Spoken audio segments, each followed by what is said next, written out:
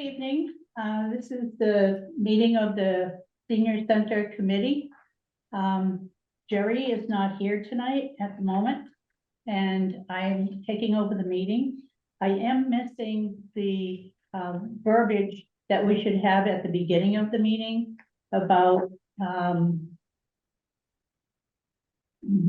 anybody help me about the rules, yeah, of how to use the rules. Chris, you might have them. I don't have any available to me here, and I'm not sure if we can continue without those. Does anybody have an idea whether I could or not? No, sorry. Deb, I know that at Finance Committee, the chair checks that all the voting members are connected and can hear. And then just says that it will continue regardless. So you might want to just check that all the voting members can hear, are connected either in the room with you or can hear. And I have 6:58. I think it's supposed to start at 7. I don't know if Jerry will come in the It's next 2 7:01. minutes. Well, in here, it's 7:01. Oh, okay, my computer. No, they always run it Yeah, early. you're right, you're right. Too. Yep. Okay, so I'm going to ask if all voting members are present. I'll call the roll. Okay. Right. Mary? Yeah. Paul? Present. Deb is here. Jack? Yep. Mary Ann? Present. Liz? Present. Jerry not. Josh? Present. I am here. Amy? Present. Stephanie? Yep. Okay, and I also see liaison Linda. And liaison Chris, I think, is here too. Yes, there he is. Okay, and liaison Lindsay, I do not see. Okay. So we have a quorum, 10 out of 11. Okay, so, first, I have a remote meeting script from the select board meeting. oh, okay, sure. Yeah, she just told. I mean, this is a long one, I don't know if it's the same one we use. Stephanie is giving me the update on the select board verbiage. Wasn't big enough to go. No, for me. As a preliminary matter, this is Deb Russell, Vice Chair. Permit me to confirm that all members and persons anticipated on the agenda are present and can hear me. Josh, you're back, okay. Members, when we call your name, please respond affirmative. I think we've already done that, yeah. Let's see. Good afternoon. This open meeting of the Senior Center Committee is being conducted via Zoom. Speakers on the agenda will be participating remotely, and the Vice Chair may allow for the public to provide comments. If public comments will be received, the board would like to hear public comments, and if there's further actions that are required by the board, the Vice Chair will add the matter as appropriate to a forthcoming agenda. Depending on the comment, the board may, if they are able to, within the confines of the open meeting law, respond with information as opposed to needing to deliberate on the matter. Please note that while an option for remote attendance and or participation is being provided as a courtesy for the public, the meeting will not be suspended or terminated if technology problems interrupt the virtual broadcast to individual attendees unless otherwise required by law. Accordingly, please be aware that other folks may be able to see you, so please take care not to share your screen or your computer. Anything you broadcast may be captured by the recording. Let's see. Word docs. That's very boring. Okay. for meeting business ground rules. We are now turning to the first agenda item. Before we do so, permit me to cover some of the ground rules for effective and clear conduct of our business and to ensure accurate meeting minutes. I, the vice chair, will introduce each speaker on the agenda after they conclude their remarks. I will go down the line of members, inviting each by name to provide any comment, question, or motions. Please hold your name until it's called. Further, please remember to mute your phone or computer when you are not speaking. Please remember to speak clearly in a way that helps generate accurate minutes. For any response, please wait until I yield the floor to you and state your name before speaking. If members wish to engage in calligraphy, political of other members, please do so through the vice chair, taking care to identify yourself. I hate that word, Deb. Colloquy, I I can't, think it's colloquy. colloquy. I don't know. However we say it. We'll say it, We know. colloquy. All right, I got it. I'll have to practice that again. I stole that pronunciation from someone else. I think political. Correct. I do too, but that's the way Mr. De Silva likes it. I stole it. Once the vice chair has listed all public commentators, I will call on each by name and afford 4 minutes for any comment. Public comments for public hearings will only be accepted in person for open meeting law. Okay. All right, good. There we are. Okay, so we will go to the, we already called order. We'll be talking about the acceptance of prior meetings minutes. If everybody's had a chance to look at the last. Yep. Is there any questions? Nope.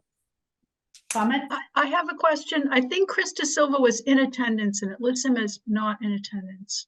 Not last meeting. I was not there. Well, not last meeting? Okay. Last meeting. I All right, missed. because it talks about you later on in the minute.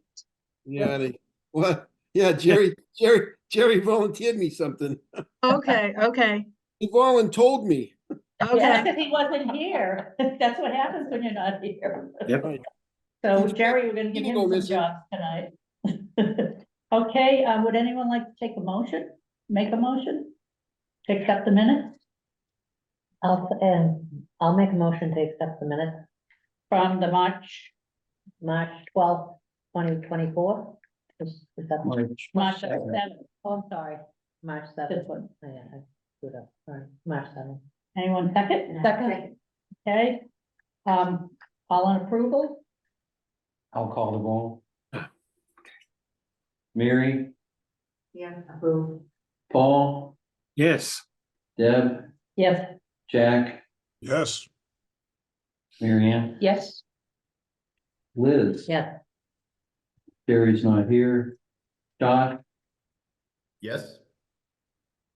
I vote yes. Amy, Yes, Stephanie. Yes. Motion carries 10-0. Okay. Next on our agenda is the working group's report. Jack will tell us the prior research documentation review tonight. Jack? At the last meeting, Dan did a really nice job of summarizing what the group had done.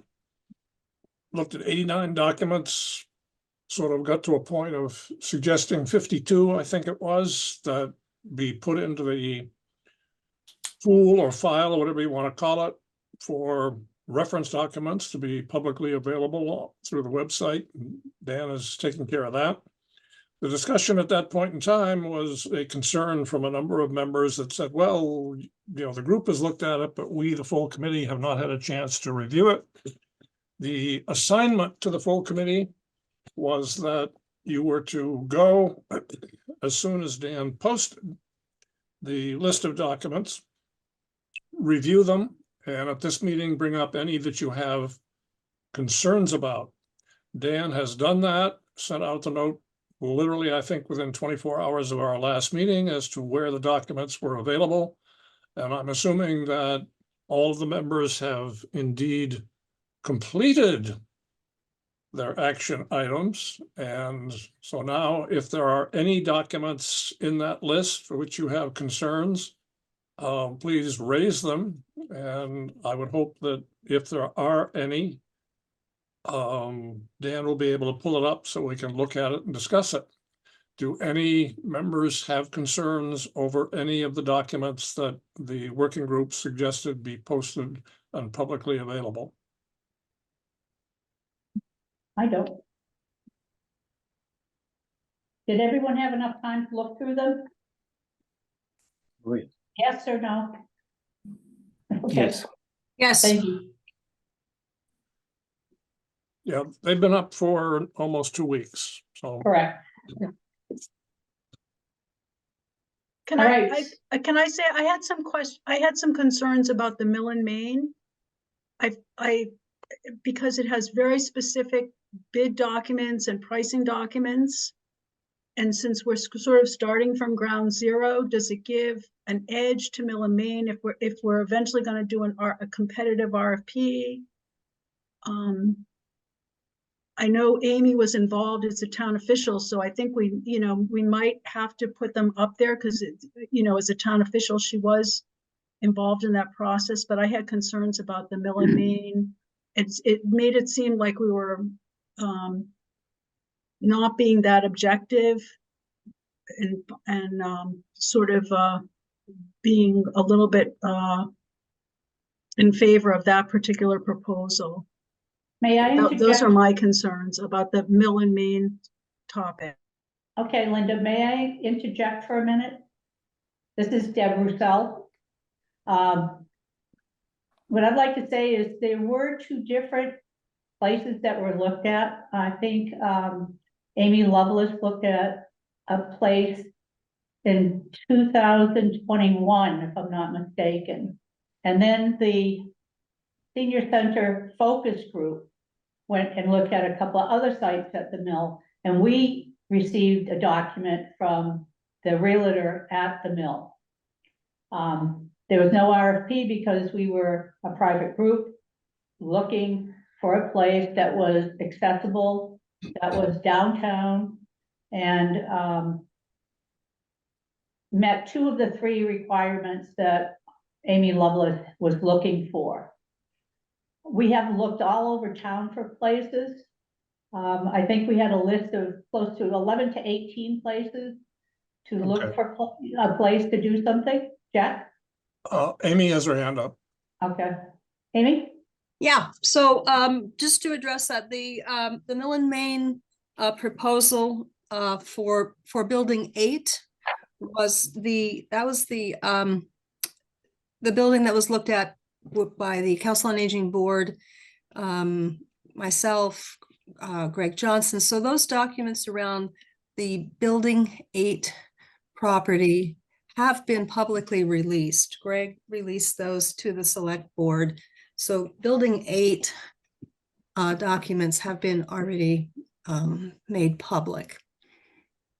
Yeah, I would add the further comment, and Linda, you raise a reasonable point, but these documents, one clearly public, one made available to an independent senior group, but at this point, they're between 3 and one's 3 years old, give or take, one's 18 months old or 14 months old. They provide, from my perspective, rational reference points and don't point to any, in my opinion, particular favoritism or anything else. It's just a piece of data, but that's just sort of my opinion. Josh, I see you have your hand up. Yeah, I was just going to add. So I've done a little bit like this before. So it's a great question to raise, Linda. But I think, from my perspective, anyways, the real question is whether or not we're giving Mill and Main an unfair advantage. And the reality is that if we put an RFP out, it is open to anyone. And Mill and at the end of the day, Mill and Main is going to have a financial offer that they're going to provide for their space. I mean, I suppose Mill and Main may have a jump start if they were to take on themselves retrofitting the building to make it a senior center, but I don't think that's what they're offering to do. That would be the only way in which I could see a competitive advantage. But quite frankly, we've dealt with this with the IG's office before, and communities will oftentimes do their due diligence and reach out to get budgetary numbers before actually going out to bid. Because as Jack mentioned before, you kind of get into this chicken and egg situation. Many communities don't know how much they need to budget for. And oftentimes communities, which I actually will speak to later, are reluctant to put out an RFP till they understand what kind of financial exposure they have. So doing a little due diligence is fairly common. It would be more of an issue if we started creating comparative criteria that benefited Mill and Main in the RFP itself. I think as long as we're having a nice neutral RFP that's not tailored towards Mill and Main, I think we'll be okay. Just my 2 cents anyways. That address Okay, your, that's helpful to know if when we do the RFP, we're more neutral, because there was a lot of positive there. okay. Any other items in the proposed list to be published that folks want to raise? Hearing none, I would make a motion to approve the list of, I think it was 52 articles, which will be part of a publicly available reference base. I'll second it. If I can, Was that Deb? yes. Okay, I'll call the roll. Mary, Yes. Paul, Yes. Deb, Yes. Jack, Yes, Marion, Yes. Liz. Yeah. Jerry is not here. Joshua, If I did, I thought I was looking. Yeah. Yes. I vote yes. Amy, Yes, Stephanie. Yes. Motion carries 10-0. Did you? No, Jerry's not. So with that, I will, at some near future point, work with the town. I've already warned our operational liaison, Greg Wilson, that I'll have 52 things coming at him sometime soon. And I upload them, he approves them for publishing, and then I can create linkage on the Town of Maynard Senior Center Committee website to make those public, and then I'll let everybody know when that's done. Steph, is Okay. Greg on vacation all week? Yeah, he'll be back on Tuesday. That's what I'm talking. Who? Greg Wilson is on vacation till Tuesday. Okay. I think you know. Okay, so, since we've done that, Jack, thank you for doing that. Next on the agenda is the FAQ page, which is a, moving document or living document. Has been changed by the minute today, as we go, and it will be changed again as we move along. Tonight, I think, Liz, would you like to address the FAQ page? Sure. Dr. Gressler. I'm Liz Rory, and I've been having an active hand on the FAQ. You've all seen a couple of copies now, and its originator was from Josh, and we've been tweaking it as we went, because we felt that these were some of the high-level questions that are most commonly asked. Now, I don't want to suck up the whole meeting talking about each one. So, how would you like me to proceed? Do I talk about just what changed in the 5:44 PM document? Or a summary of each one? How is it, should we best handle this? Because there are at this point, You want me to display it? oh, that's what I got. I'm sorry, I got the thing at 5:44. I didn't look at what, anyway. Would you, there's want me- 17 questions, so. would you want me to display it or not? I can do it. You can display it. I guess what we should do is ask those of you who have a chance to look at it. We've changed many things that are on here today. If you have a question on any of these articles that we have here, or any questions, please just raise your hand and we'll call on you. I see. And Paul, Yeah, okay. Paul, what's your question? You're not gonna see that, Dan. Yeah, that's That's too small. Paul? Yes, I'm here. Okay, do you have a question? Yes, I would just like to suggest strongly that on number 11, what programs are offered at the senior center, that there be a second part to that that says how much do they cost? Because that was Yes. that was the first question we asked when we discovered the senior center. How much does Zumba cost? And I really think that should be included. For each, so. No, just for the ones that, it's usually all, fitness classes, anything that's active, Fitness classes, a lot of the art classes. the art classes too, Yep. yeah. All right, and then so the ones that Grab and are go. free, we just say not applicable or something? Do you want the prices for the grab and go as well? Paul? Well, I, No, Paul has the floor. No, we don't need to, there doesn't need to be but just to say, just a range. They range from free to $2 each time for Zumba, that sort of thing. Just give them an idea of what they cost. Okay, so some of the art classes are more than that, like Yeah. $40 or For the Okay. for the Yeah. whole series of classes. So Yeah. let me understand just quickly, you, instead of, assigning a cost for each one, which exposes us on many levels, and I don't think that's a good idea. You really want just a statement, for what we offer, the range of cost goes from whatever the lowest point is to whatever the highest point is. Yes, ma'am, exactly. Perfect. If you put a price on it, that's the price for life. Yeah, that's because you're a senior now. Right. can I interject since Amy? I tend Amy? to set the prices? Excuse me, Um, Amy? Yeah, Deb, can you hear me?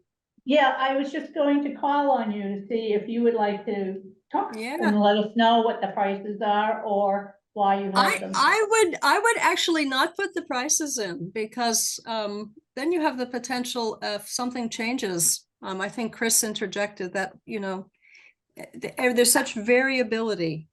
So I'm not sure the point of putting in the prices. If you put in the price for a particular class and then the instructor is charging more and the class, the cost of the class increases, or I'm just not sure that's in anyone's best interests as far as potentially participating and then finding out that there's a change in the price. So what about the notion of instead of, and I think we just talked about that, not assigning a cost value to each item, but just having a statement that the general cost and then have whatever the low range is and the high range. Well, And- could we just put free or affordable or without, using some adjectives that sort of encompass? Affordable to some people is not affordable to other people. All right, suggestion, folks. List the programs, put beside it either free or included or whatever, and then put just beside the ones for which there is a cost, put a dollar sign. Okay, All that does is indicate that if you wish to participate in this, there will be some fee. It doesn't define the fee because they may change over time, as Amy said, but it distinguishes between the ones that are provided as part of a regular whatever, and that there is a separate cost. Good idea. I have a comment or question. okay, Dan? I think we should be careful not to try to replicate anything that is already publicly available from the Council on Aging's own website. for exactly the reasons that have been mentioned, that you could get caught with conflicting information because things don't get edited exactly the same because they're being administered by different people. I think it'd be great perhaps to have some links at We the have that. top of this. Yeah, sure. We do. And that's probably the safest way to avoid being caught with conflicting information between different sources. I like Dan's idea a lot, because Me in too. addition, if you list in the FAQ, the link, you're reinforcing to those who read it, the fact that the COA has this as a service, that you can get this information. It points Yeah. people toward the COA. Agree. So Jack, are you saying to take out all the bullet points? Hey, Dan, scroll down to question 11 so we can all see, what this is. I think I am, yes.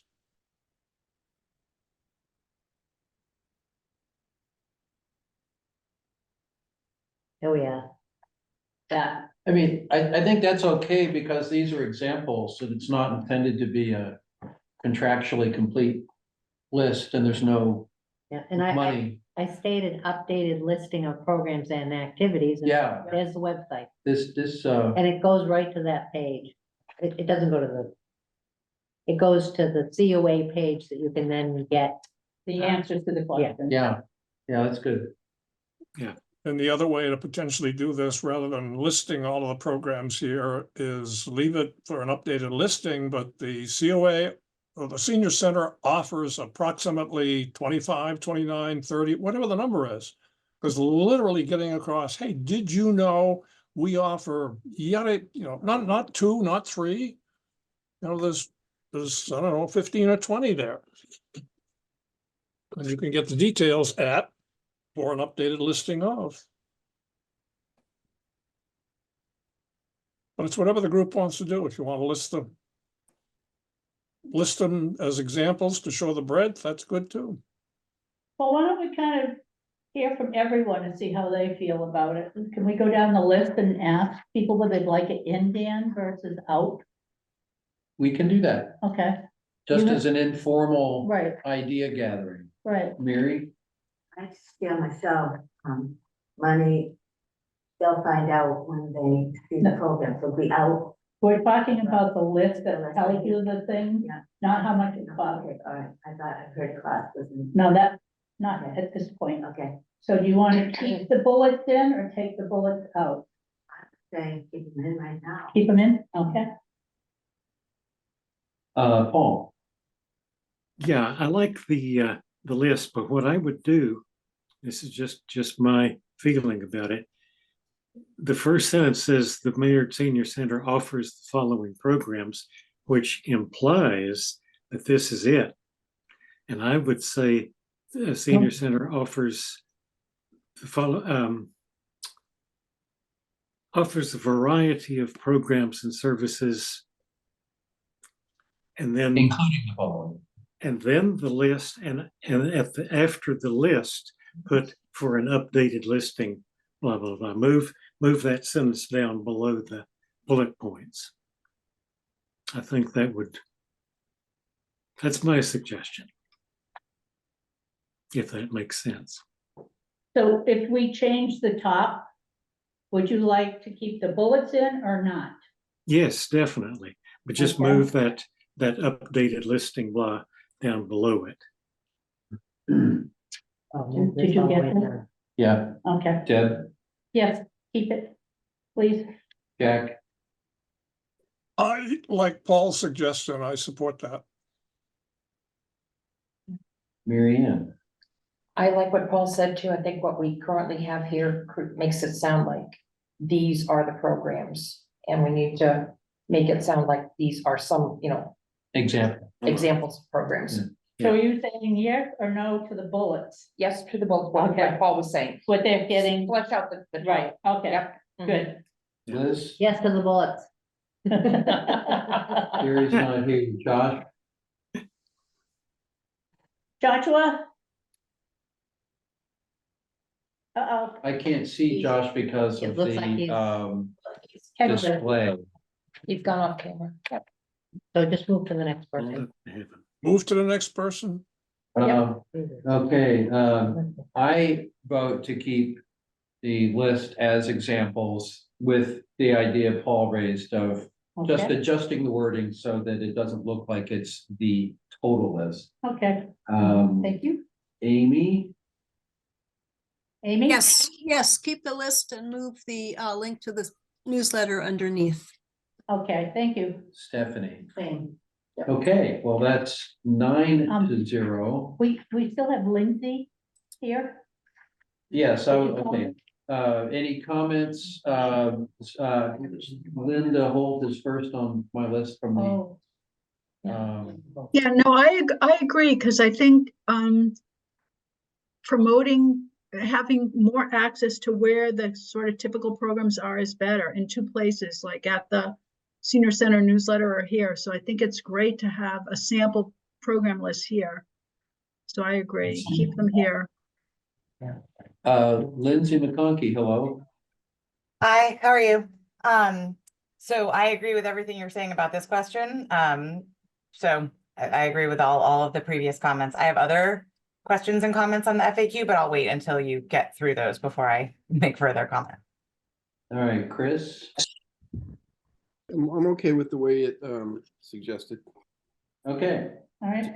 all right, so, We'll edit it. yeah, sure.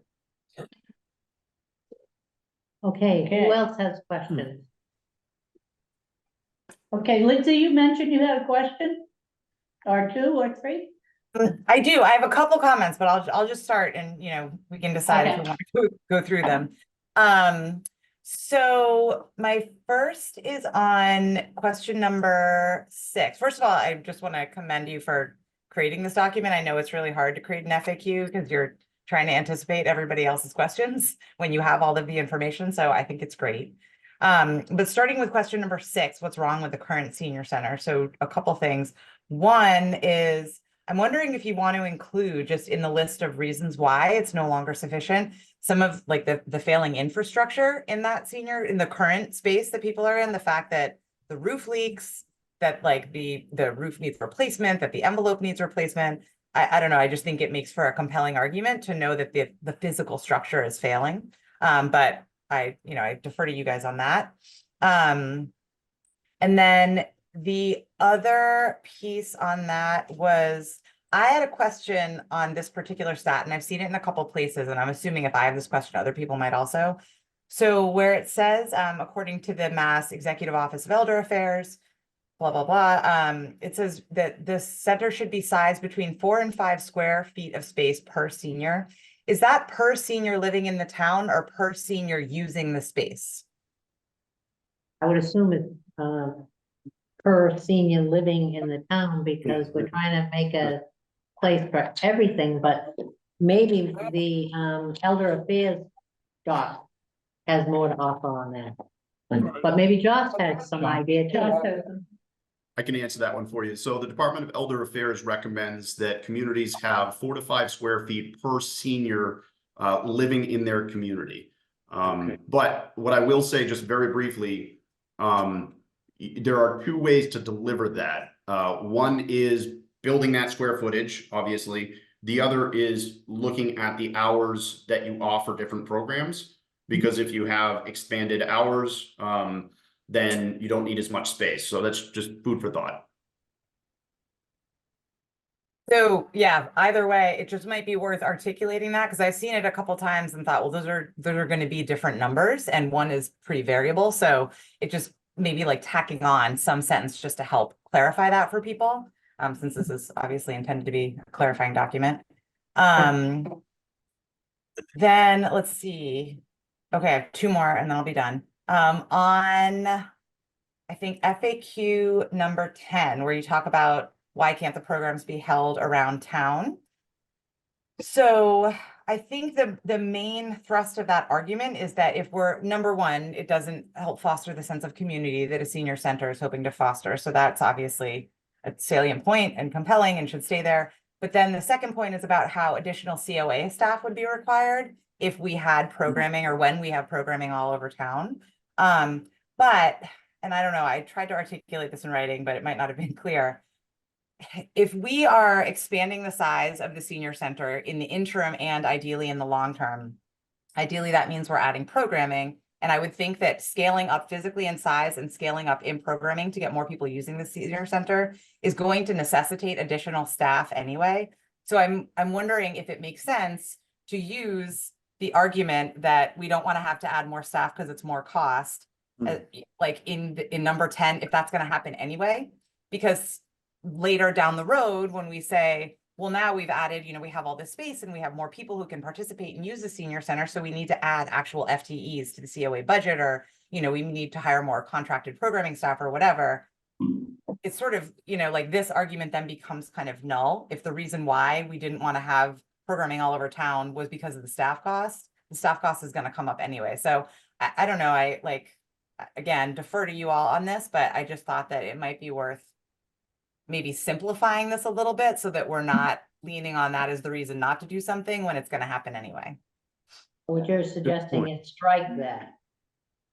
Yeah, Or strike it or additional- simplify it so you're not wedding yourself to this idea that like this is more fiscally responsible, because it kind of feels like that's what the argument is that like it's costing the town more money because we have to hire more staff.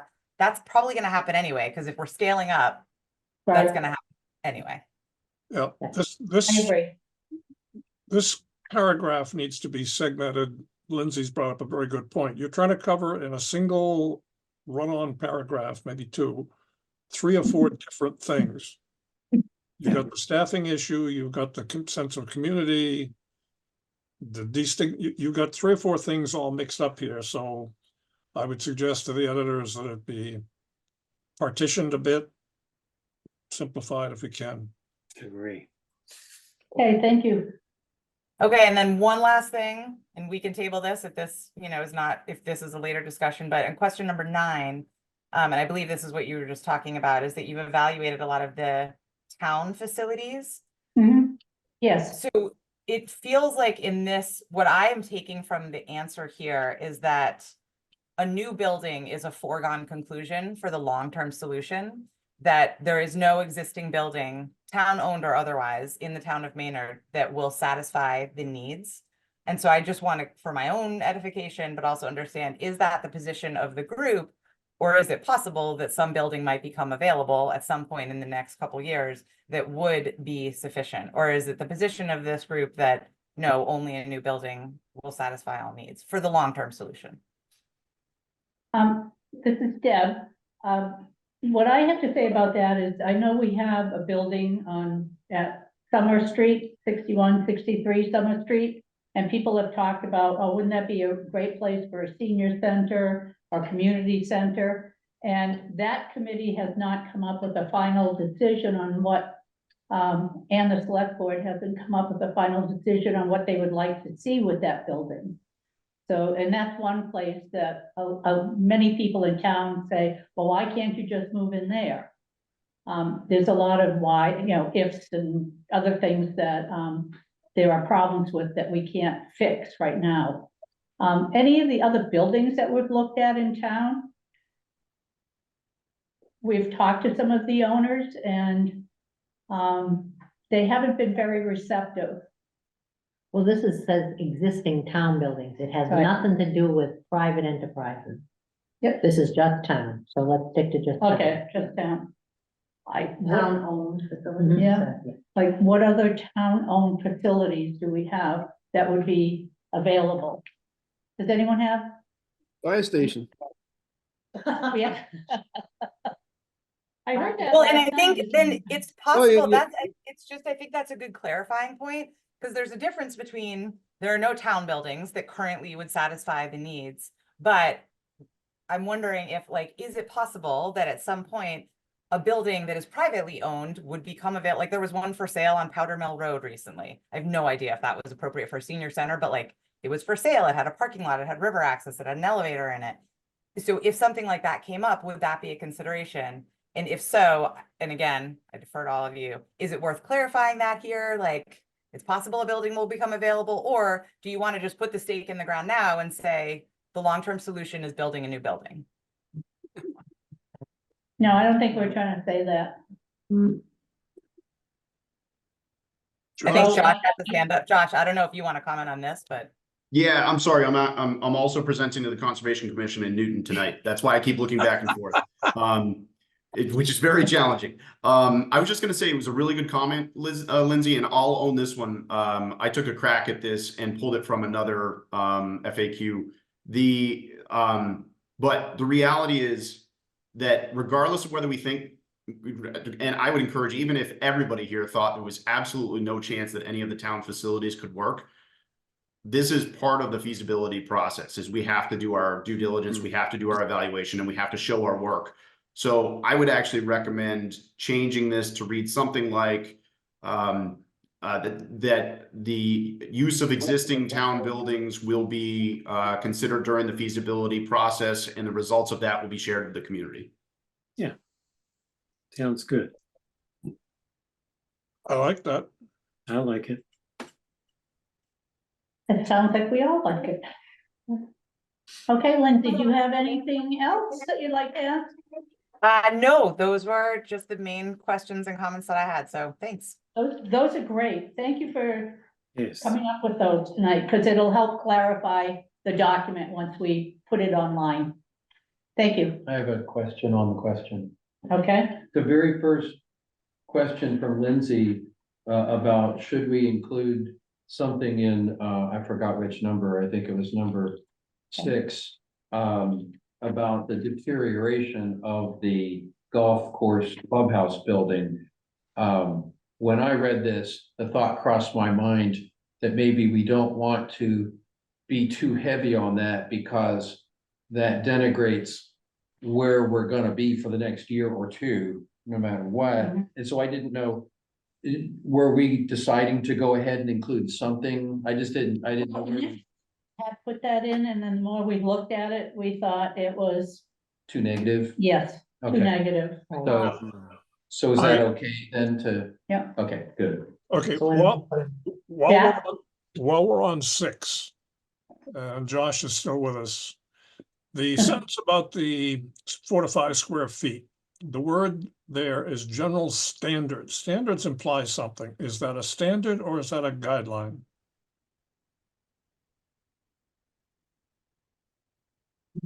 I see Josh is busy with his other. If I'm not mistaken, it's a guideline. I think it's a guideline is what Josh was saying on Yeah. the site. So I'd say it's I would And I suggest thought I had changed that. change the word to guideline. Yes, Got it.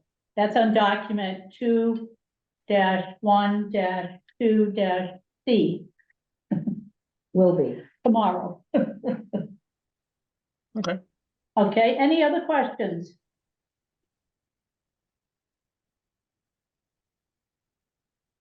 No one has a question about the document? Well, boy, All right, well then. sorry, we'll make can I the- add?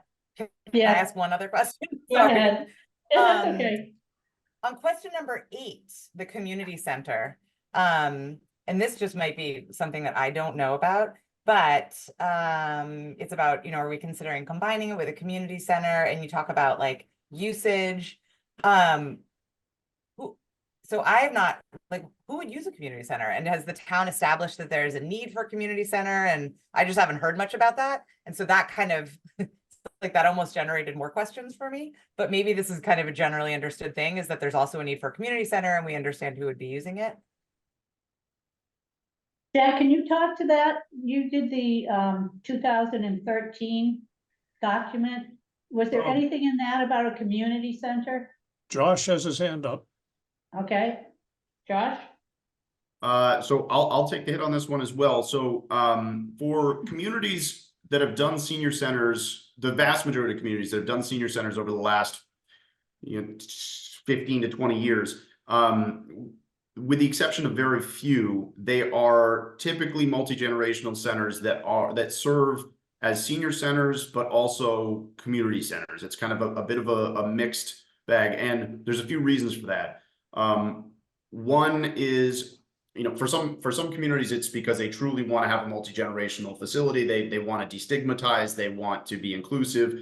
But I would say for most communities, what it comes down to is senior centers are a large investment, and it's a building that is going to have a lot of things that are very attractive to the older adult population. But a lot of the things that are attractive to the older adult population are also attractive to people of all ages. And you know, unlike a senior center like Tolles Parson in Wellesley that is open Monday through Friday, I think 9 to 5, and that's it. They close their doors and they don't open the doors for anybody else. That was the only one out of the 40 that I visited that operated in a model like that. Everybody else said, well, you know, there's a huge demand for use of gym space or use of multi-purpose space or use of an art room after 5 o'clock from people with with people from all ages. You know, the weekends are high demand as well. Rental opportunities where it can bring in some money to help support the senior programs. You know, so there's a lot of that. So oftentimes when communities are, for lack of a better word, pitching a senior center, they explain it as an opportunity for it to be something greater than just a senior center, but a multi-generational center or a community center.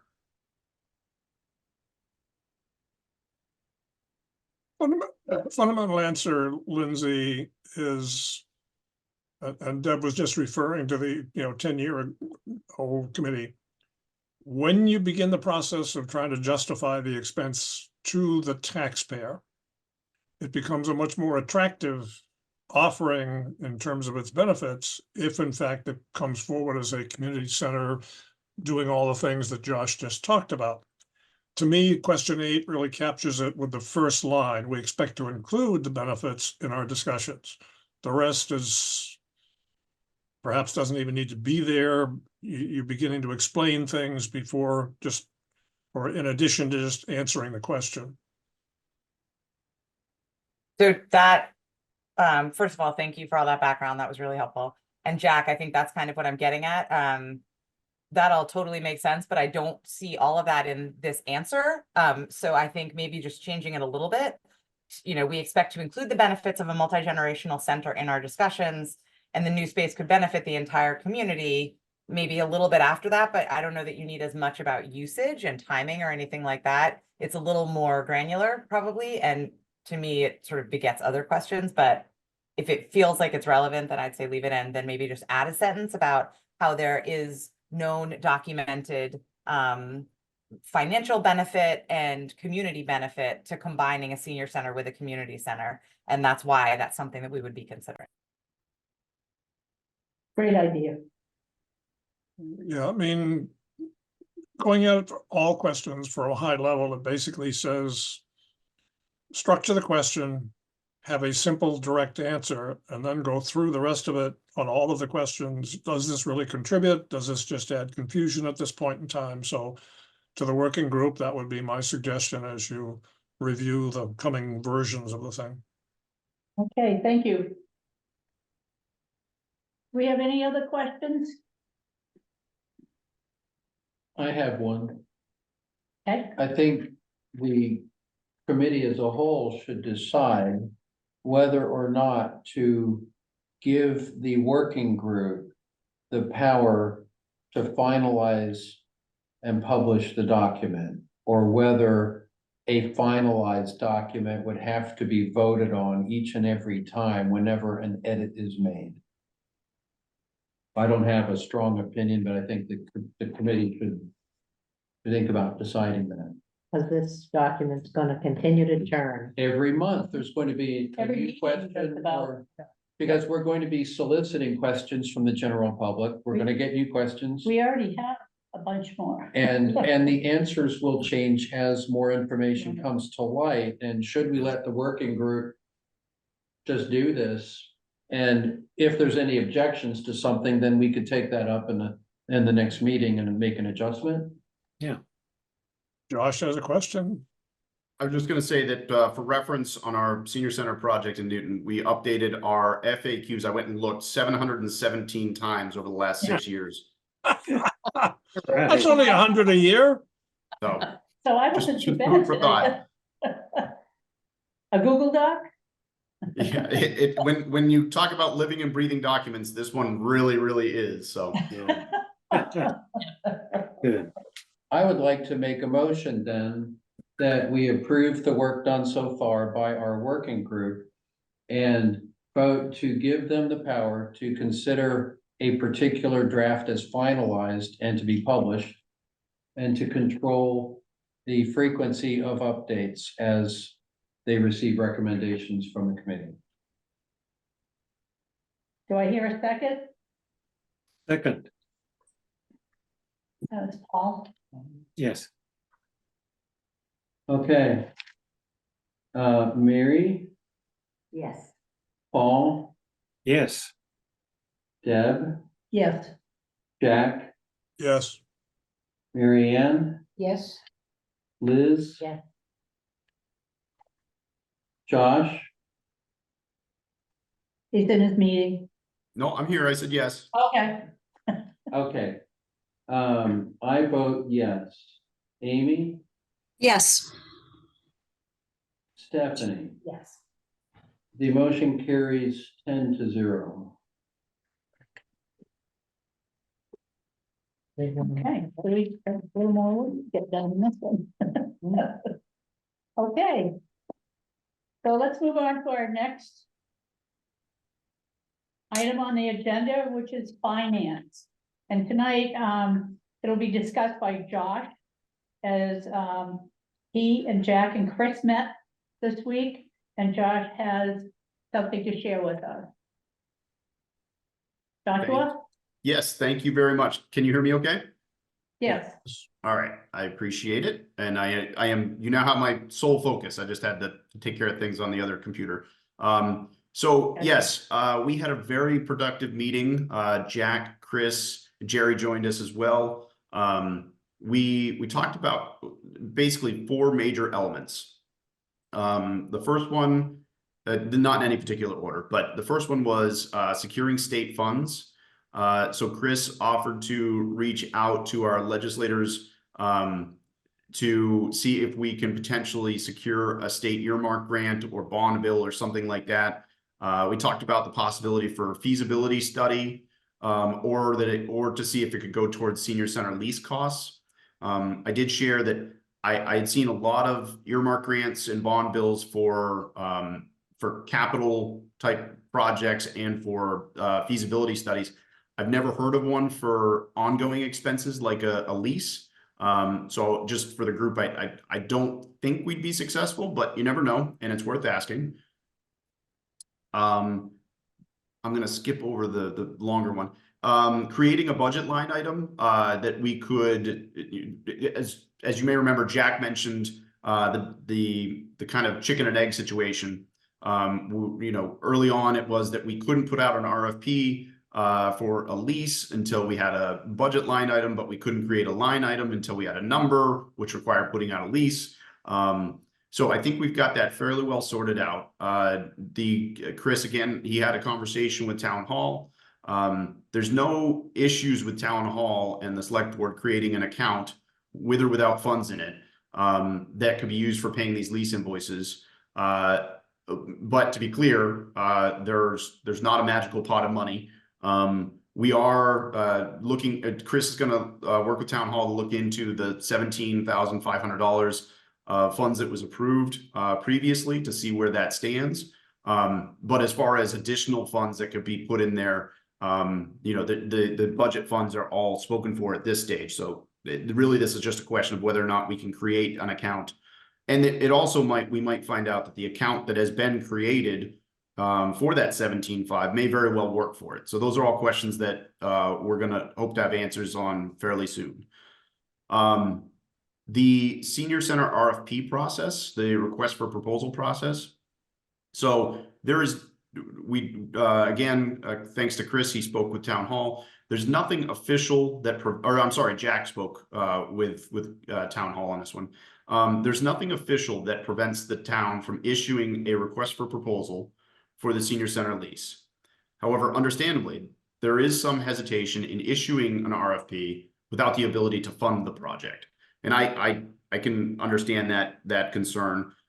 We don't want to get, you know, prospective property owners' hopes up that we're going to enter into a lease agreement if we don't have funds available. But that being said, we could be very open and honest with our RFP and just make it clear we're trying to gain information at this time, and that we're not able to fund it, but this is a step we need to take to figure out how much money we need to secure. So we talked about this.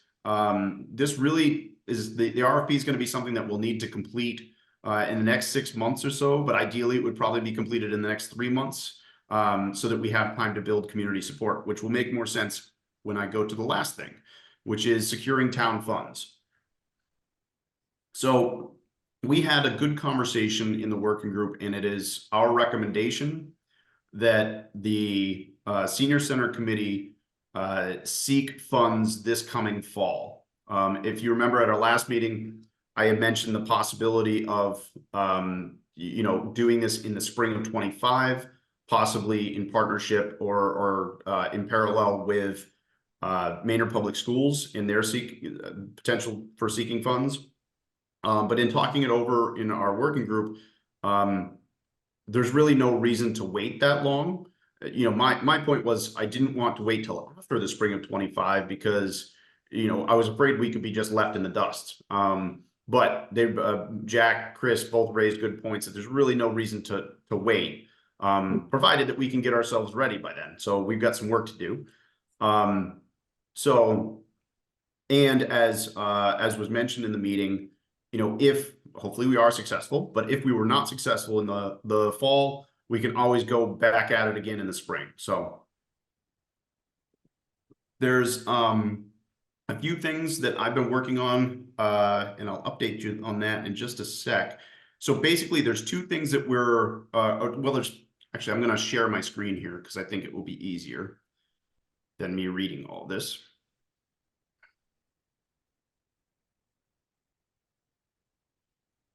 Can everybody see this okay, or do you want me to zoom in a bit? Zoom Zoom in, in. please.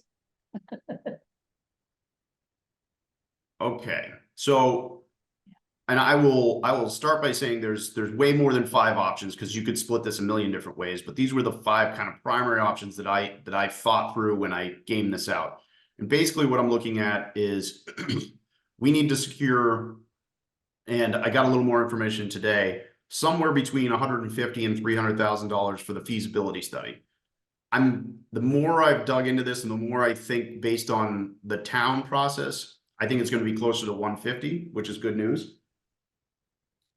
So we've got $150,000 to $300,000 one-time money in a tax override to pay for the feasibility study, and a $150,000 operating tax override to pay for the lease.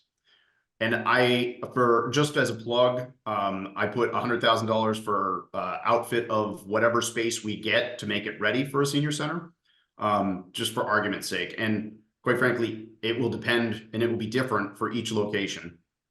And that should be something that we figure out in the RFP as well. But so I identified the $100,000 for a new temp senior center outfit cost paid by free cash. And again, I know I'm stepping way out ahead. There's going to be competing interest for free cash. I'm not trying to suggest that this is a done deal. It's just one possible financial solution. Bonding would not be possible due to the duration and because we don't own the asset. So I really don't think bond counsel would support $100,000 bond for short-term work. Yeah, hey, Josh. Yep. The piece that you haven't addressed that I suggest would be useful before diving into your options here, you Yep. haven't spoken to the feasibility study and why that's important and so forth. Yeah, so I thought that was next on the agenda, but I have a different slide or a different document. I can stop and swap to that. I mean, either one's fine. I got to cover both. So. Okay, well, you're driving it, so do whichever you want. No, it doesn't matter to me. I'm comfortable either way. So since you asked, dealer's choice.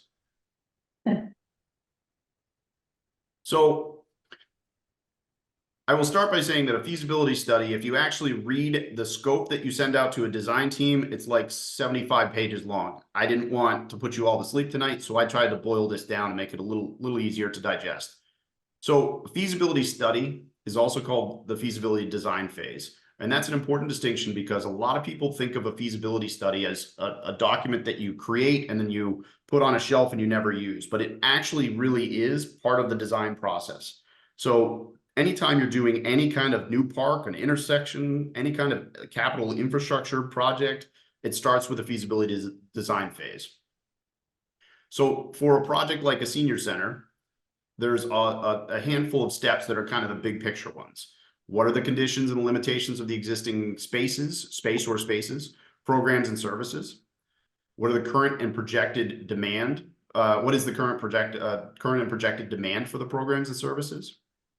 What is the space program and space summary for the project? So the space summary or program is the document that lists every space, the type of space, and the size of space that we need to create and meet the meet the projected demand. Does the current facility or facilities meet the projected demand and space program? Can the current facility or facilities be modified to meet the projected demand and space program? Can an Olympic Village or decentralized model work? And is it preferred? Important question. Is there an opportunity to consolidate with a neighboring community? Is that preferred? Also an important question. If a new facility is needed, how large a site does it need? How much on-site parking, circulation, and open space is needed? What are all the potential sites where a new facility could be located? What is the best strategy for developing the project on the preferred site? What is the budget for the preferred site? What are the impacts of traffic, site circulation, multimodal transportation, stormwater, and other elements that may impact the community or infrastructure surrounding the preferred site? So these are just a handful of questions that you typically answer in the feasibility phase. But big picture, what you're trying to get to by the end of this is you need to, there's kind of just a handful of big steps. You need to show your work. So you got to do all your studies. You got to be able to present it in a simple way so the community understands it. You need to know what you have. You need to know what you need. You need to know how you're going to deliver what you need. And you need to know how expensive what you're going to deliver is going to be. Because if you can't answer those basic questions, you don't have a shot in any community of getting support to pay for it. So, and then with that, I also think that it's always important in a feasibility study to have some basic rough sketch floor plans, a site plan, and some renderings, because people tend to be more supportive of something that they can see and imagine themselves in. So that's a feasibility study. And, you know, I think I mentioned at one of our previous meetings that the fire station is a good example. People talked about needing a new fire station in Maynard for long before I even got here. And it never really got off the ground. It didn't really get off the ground until until feasibility funds were established and the project really got moving. So until you get those kind of seed funds to get the feasibility process going, almost any project isn't going to get traction. So that's why, back to the previous document, and I can jump back to this if people have questions. But that's why you'll see that for the purposes of securing funds, I think there are two things that we need. One, it's provided that we're all on board with addressing the short-term and the long-term issues, which we can speak to. But one is securing the funds necessary to start the feasibility process. And the other is the funds needed to obtain a lease. And I'll get to the long-term versus short-term when I get to the bottom of this list, which will make a lot of sense. So I covered number one. Number two is $150,000 operating override to pay for the lease. $100,000 for a new temp senior center, for the new temp senior center outfit costs paid for out of free cash. And secure the $300,000 for the feasibility study from the town via free cash or a bond. Again, I'll just stress, none of these are slam dunks, they're just possible solutions. $400,000, so the third option would be $400,000 one-time tax override to pay for the feasibility study and new temporary senior center outfit costs, and $150,000 operating tax override to pay for the lease. Fourth option, $150,000 operating tax override to pay for the lease, $100,000 for a new temp senior center for the new Temp Senior Center outfit costs paid for by free cash, and wait until a date to be determined to seek funds to begin the feasibility design phase for a new permanent senior center. So I just want to stress with this one, this would likely mean that a new permanent senior center is a decade away or more. The last option of the kind of high level options would be $300,000 one-time tax override to pay for the feasibility study and stay in the current senior center for the next 6 to 7+ years during design and construction of the new facility. And I think it's important, I don't list number 5 because I think that's a great idea. I don't. But it's going to be a logical question, because I would imagine that for people who are not senior center users, there's inevitably going to be somebody out there that says, if you're going to invest all this money in building a new senior center, well, then can't you just kind of grin and bear it for the next few years? But I want to stress the word few, because it's really not a few years. So the last thing I would say on this that I think I need to stress is that, and I will then turn it over to the group to debate this if there's a debate, but I don't think, and this is just my personal opinion, I don't think that we can afford to do just one or the other here. The reality is that a new senior center, even if we got feasibility funds, I think the fastest we could get feasibility funds would be this fall. And the reality is it's every bit of 6 years from start to finish to complete a senior center project.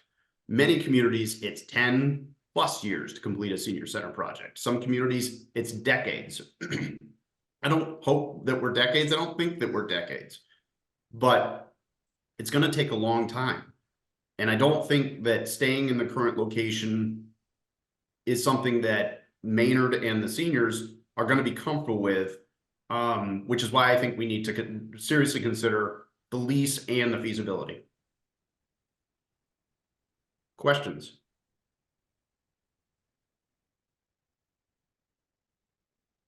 I have a statement, not a question. If we were to have to stay in the old senior center, the town still has to pay money because it's in terrible disarray. So like the old school and the new school, old school, we're in the same situation. The current state, we have to spend, and maybe we have to figure out how much money, but it's not stay in the senior center that currently exists as it exists. It's in trouble. I'd like to add something to what Liz just said. If I remember at last town meeting, it was brought up that we were asked to vote for $275,000 for a fix on the roof. It might have been the year before that. One year was $250,000 or $275,000. Another year was $100,000.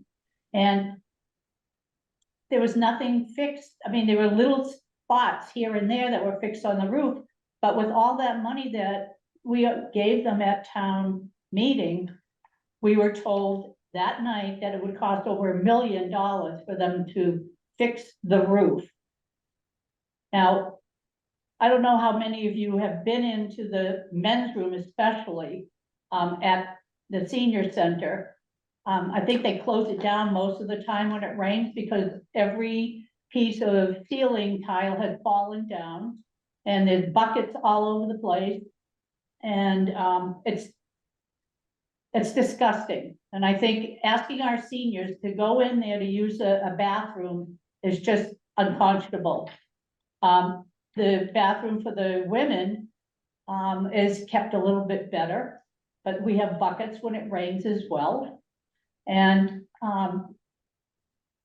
winter time, a lot of seniors cannot even get up the ramp because it's closed, because there's too much ice, too much snow.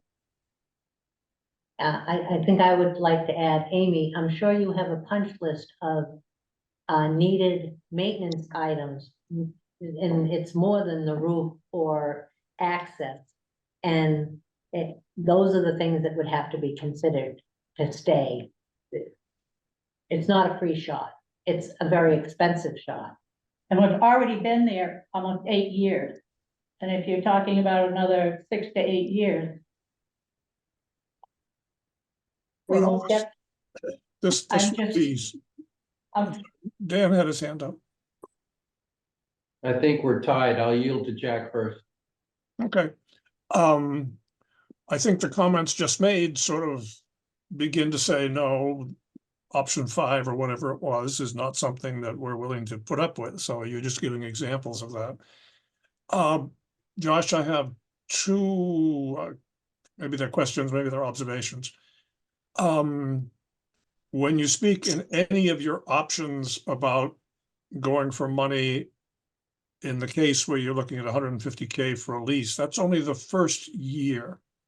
Inherent, am I correct that inherent in that is also the need to work with the town in whatever fashion to get the sustaining or subsequent year lease funds? So what you'll notice is that in all 5 options, I identify the $150,000 for the lease as part of an operating override, which would mean that would be something where we would need the voters to support a permanent increase in the tax levy to generate $150,000 a year to pay for that lease. Now, the thing that I think is really interesting about this is that if we were to do that, on one hand, I could see somebody, and maybe somebody maybe somebody here right now, looking at it and going, well, why would the voters do a permanent increase in taxes for something that we only need for 6 or 7 years? And the answer is that this is the beauty of it, is that back to what Lindsay was mentioning earlier, in 6 or 7 years, there will be an increase in the costs of operating this new senior center, if that's the direction we go in. Increase utility costs and maintenance, and I'm sure some staff as well. So I would be very forthcoming with the community if we were to do that. And I would just tell them that $150,000 is to pay for the lease. And when the lease ends and we move into the new digs, we are intentionally asking you for a permanent increase so that that money can then help fund the future senior center. Okay, that's helpful, because I was thinking that an override was not a permanent kind of thing that invokes multi-year kind of thing. So that's helpful. The second question you alluded to a little bit in your early remarks, and I'm sort of looking at your experience here to frame the question. Is it realizable to push on the legislative folks for an earmark for a feasibility study, given that it's a one-time thing that can be defined, contained, so forth and so on? Does that work, or? It does. So I got, in Newton, we got $100,000 for our feasibility study. So it's very doable. And I'll tell you, senior center feasibility studies are something that typically legislators like to do. And I'll just be very honest, it's because there's a lot of senior voters out there. So it looks good for them to support those kinds of things. Okay, then not to make a motion on it, but I would suggest that we do some serious examination of that and get it underway, because Jamie and Kate came to the select board meeting this past Tuesday with their sort of legislative update, as they do, whatever frequency they do it. But one of the messages they sort of both delivered, and you've seen it in the various press things as well, that state revenues are dropping. They've dropped for like 5 or 6 consecutive months. They're below, which means that the opportunity to grant or find earmarks, the legislators are going to find a little bit harder to do. So marshaling the arguments and getting that momentum and pressure in place, I think, would be something that we should pay some attention to. Thank you. So I spoke to both of them. And I spoke to them from the bench at the select board meeting the other night, and told them that we'll be coming to them for money for senior needs. So thank you, Chris. see where it goes. Neither one of them got their checkbook out. I thought you were about to tell us that they laughed at you. They did. I actually talked to Kate beforehand, and Kate will see what she'll go back and start to look. And then I didn't talk to Jamie singularly because he was not there when I was there, but earlier, but you know, they both know. So Kate knows for sure. We had a little quick conversation about it, and you know, I mentioned it to Jamie when he was finished giving his remarks. So they both are aware of it now, and you know, it's part of those minutes. So when someone says, "Oh, I never knew," well, they can't say they didn't know. Well, the value we can contribute is to begin to structure, you know, is it 150, 175? And this is what it, you know, so we, as Josh was talking about earlier, even the legislators, I think, react better to a specific proposal that they either have to go to work on or push back on or whatever. So I think the committee here could contribute some value by structuring what that earmark request would look like. Yeah, they'll definitely want to see a price at some point. Yep. I have to jump off in a moment. Can I just add a couple of contextual points for you all to keep in mind as you're thinking about these different options? So, well, first something Deb, I think you were referring to before. I think it was in 2020 and maybe 2022, or it might have been 2019 and 21. The Capital Planning Committee did get a request for roof repairs and did allocate money. The request came from DPW and the money was allocated. It wasn't spent, however, on the roof repairs. This is really more like a question in the details for the DPW. I don't know why it wasn't spent. I believe that it has something to do with costs increasing in the time from when the request was made to when the money was actually appropriated or made available. So, you know, there was, I think it was $327,000 total over the 2 different fiscal years. So just a little bit of background on that, and that the way the Capital Planning Committee works is each department head says, here's my list of priorities, here are the things that need, you know, fixing or rebuilding or whatever. And then the Capital Planning Committee goes through and kind of has this really diligent, thoughtful scoring model, and everything gets scored. And that's across all the departments in all the towns. So that includes water, that includes like roads, infrastructure, the schools, fire, police, COA. So anyway, I just wanted to give a little bit of history on that. That's where that landed. But if you wanted really specific questions about where that money is, that would be a question, I think, for the town accountant and or for DPW. In terms of free cash, sure. In terms of free cash, just something to keep in mind. The way that Maynard in recent times has paid for capital expenses that tend to be fairly urgent is through free cash. We do not have a funded line item in the budget. The Capital Planning Committee has been recommending this for a couple of years, and this year we like put it into our presentation at the TRICOM meeting, the Tri-Board meeting, because when something comes up, there isn't a whole lot in a capital stabilization fund, and there is not a funded line item in the budget to pay for capital expenses.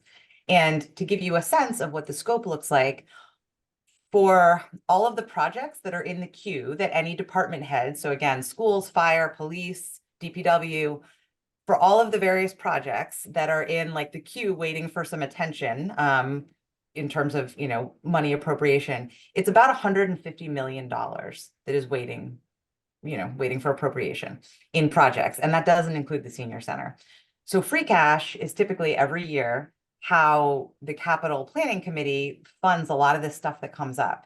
And it's usually things that are not insignificant. It's like, you know, we really need to fix this well, or a quarter of the town is not, you know, going to have access to water, or we need to fix this drainage system, or we're going to be out of compliance with EPA regulations and we're going to get fined at a regular cadence by the state until we do fix it. Or recently in the case of the that really difficult intersection on you guys know what I'm talking about, Brown Street, where the cat cottage is. So Senator Eldridge secured state funding for us to put do a traffic study and put a traffic light in there. The state funding required that the town match the money without a line item and without like any real source of money. We had no ability to match that money, so it came from free cash, because if we don't match it, we lose it. We lose free money from the state to do, you know. So as you're just thinking about free cash as an option, I throw this out there as a word of caution. If we're talking about something in the $400,000 to $500,000 range that free cash would need to fund. This year, free cash was only $675,000. So I know that sounds like a lot, but again, keep in mind the $150 million of project requests that are in the queue for various capital expenses across all the departments. So free cash, I think for like the $100,000 expense, or, you know, maybe the feasibility study is a good place for free cash if it's a one-time thing, but I'm not saying that it's not an option. I just want that context to be kind of in all of your heads, because the other thing is, if this group were to say to the town, can we just use free cash for all of this? And it's going to cost, you know, between $400,000 and $500,000. What the town will see, both town administration and I think voters will see, is, okay, then we can't fund any other capital projects. No sidewalks get fixed. No, you know, like doors get fixed. You know, the schools can't buy new computers for the teachers. The schools can't get security cameras that they need. Like the fire department this year, one of the funding priorities was software for the dispatch system, because like there would be no fire dispatch if we didn't fund a software upgrade. So those are the kinds of things that this would be up against. So again, this is not a caution against or an argument against. I just want to make sure that everybody has that big picture context. Okay, thank you, Lindsay. Anyone else? I have a question for Josh. Yep. Josh, Amy? it's about the feasibility study. My understanding of your presentation is a feasibility study, will it assess whether we should continue leasing or build, or is it just a feasibility study about building a senior center, sort of a new town building? Or would it assess in the feasibility whether continued leasing would be the best economic solution for Maynard? So the answer is, you can have the feasibility study evaluate anything you want it to study. Okay. So that is certainly a possibility. I will say that, you know, the types of firms that are going to do a feasibility study for a senior center do senior center projects typically. And, you know, they're working on the same guidance that I've shared with you from the Department of Elder Affairs. So if hypothetically we were to go secure a 5,000 square foot space for the senior center, what a design team is going to tell you is, based on the demographics of Maynard, that may get you by, but it's not going to meet your future demand. It's not going to meet, it doesn't meet your current demand, and it's not going to meet your future demand based on the demographics and the growing senior population. So that's just a word of caution. Okay. But they can certainly evaluate it. Yeah, and I was most curious because in the documents we saw Acton, and their plan was to build, right? And they ended up leasing. And it looks like it's a pretty good solution for Acton. I'm not quite so sure why they did that, but it was a very strong build, and then they leased. But anyway, as long as we could design that as in the feasibility study, we could leave both paths open, because we don't have much land. You can just see building and finding space in Maynard to build could be a big problem. Yeah, it is something that we should evaluate, again, if nothing else, as part of our due diligence and doing our homework. I will say that I did not find another senior center in the state that leases space. Acton was the only one I found. Acton's the only one? Yeah, Okay. and well, it's the only one I found out of the 42 that I visited, and the ones that I looked up online. I didn't find another one. It's possible, and especially the thing is, you get further out west, some of the smaller towns, it wouldn't surprise me if they are. But at the same time, for a real small town, they also might be operating out of a room in the basement at town hall too. Yeah. So, and I was just going to mention, Lindsay, you raised really good points, and I will just back you on everything you said. So I was on the capital planning committee back in 2009, and I was saying the same thing back then. So sadly, things haven't changed too much, and that's not a knock on any of the elected or appointed officials. That's just the reality of the town finances. You know, I wanted to let people kind of express their opinions before I threw my 2 cents out there. I wholeheartedly agree. Well, I'll go even further. I would recommend that we not try to rely on free cash to solve all these problems. We would get ourselves into, what we don't want to do is we don't want to get into a rock fight with other town needs and other departments. It's just not gonna, I'm telling you, just based on experience, it's not gonna end well. You know, the only thing that we may want to consider is the outfit costs for the lease space.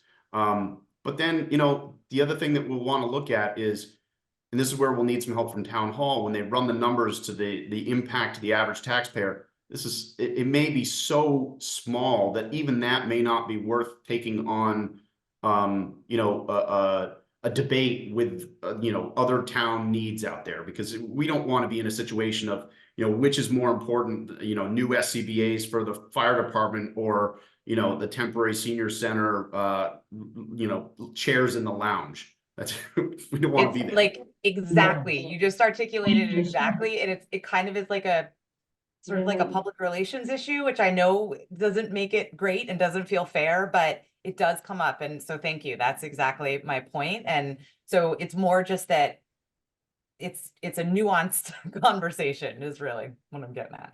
But Yeah. thank you.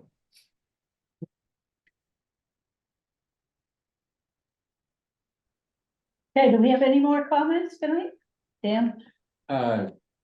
Two little things on this current subject. I think I'd like to express a huge thanks to Josh for helping to articulate the types of choices that we could consider. Not that these are the final choices, but they are examples of things that really help crystallize the conversation and the thought process. The question that we would leave with is how do we move forward to get to where we are confident in selecting one of those choices? What are the next steps?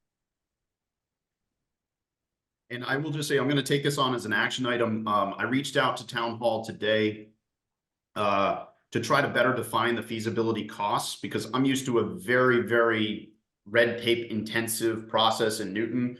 And so my costs tend to be higher. And I reached out to Greg, and he looped in Justin and a few others. And the good news is we're all on the same page from a cost perspective. I do think it's going to be that, and they agree it's going to be closer to the 150. I'm going to try to take a crack at something that we could share with whether it be our legislative folks or whomever we need to kind of, you know, a 1-page, this is what it will cost, this is what it will buy us. These are the types of questions it will answer, and this is the rough duration we expect it to take, something like that. And then I'll bring it back to the group.